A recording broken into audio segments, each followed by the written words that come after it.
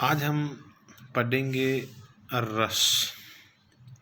रस माध्यमिक शिक्षा बोर्ड की कक्षा 9वीं, 10वीं, 11वीं और 12वीं सभी कक्षाओं में रस के बारे में पूछा जाता है।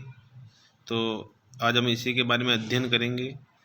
सबसे पहले हम रस की परिभाषा देख लेते हैं। रस की परिभाषा होती है कि काव्य को पढ़कर या सुनकर जिस आनंद की अनुभूति होती है उसे रस कहते हैं।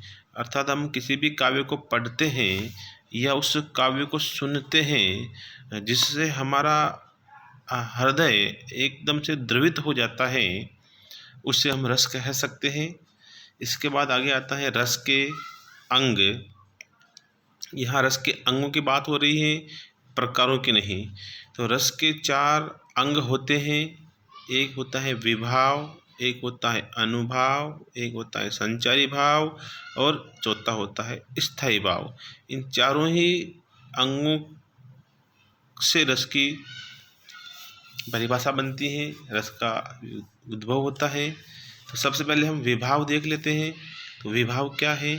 तो विभाव का अर्थ होता है कारण, अर्थात जिस कारण से रस की उत्पत्ति होती है उसे यहाँ थोड़ा सा गलत हो गया, विभाव कहते हैं। उसे विभाव कहते हैं। विभाव 2 प्रकार के होते हैं। एक होता है आलंबन, दूसरा होता है उद्दीपन। आलंबन विभाव का अर्थ होता है कारण, अर्थात वही परिभाषा, विभाव वाली जो परिभाषा है वो आलंबन में चली जाएगी। और उद्दीपन का अर्थ होता है विभाव को और तेज करने वाले कारण। तो एक उदाहरण के तहत हम समझते हैं। जैसे उदाहरण है, राम घने जंगल में शेर को देखकर डर गया। इस पंक्ति में सबसे पहले हम कारण ढूंढेंगे, किस कारण से राम डरा। तो शेर, तो ये शेर हो गया विभाव, विभाव हो गया। और विभाव में कौन सा? आलंबन, आलंबन विभाव। विभाव आलंबन विभाव क्यों हुआ? इसका कारण यह है कि विभाव की परिभाषा क्या होती है कि कारण, जिस कारण से रस की उत्पत्ति होती है। अब यहाँ भयानक रस की उत्पत्ति हुई है, वो हुई है शेर के कारण, तो शेर आलंबन हो गया।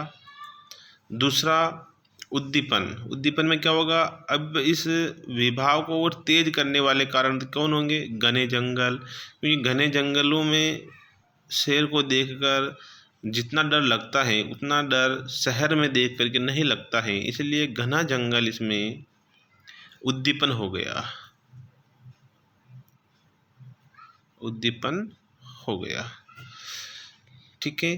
बाकी राम कौन है, इसका रस कौन सा है, स्थायी भाव कौन सा है, इन सबको समझने के लिए हम आगे के बिंदु पढ़ेंगे। अनुभाव, संचारी भाव और स्थायी भाव। आगे के बिंदु समझने के लिए हमारे वीडियो को आगे और देखें अगले वीडियो में। धन्यवाद।